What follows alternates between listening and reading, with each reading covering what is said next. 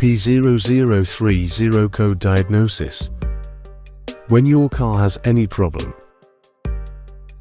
please connect your car to any scanner.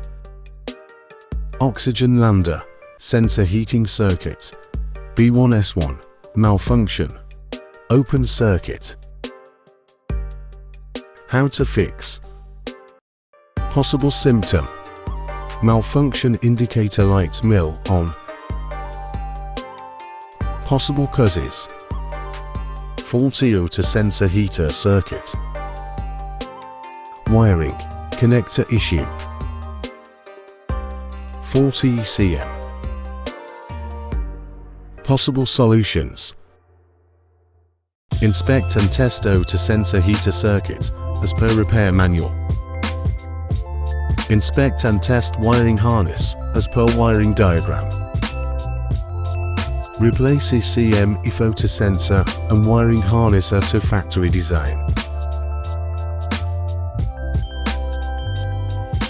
If this video is useful to you, please give me a like and subscribe to the channel. Thank you so much.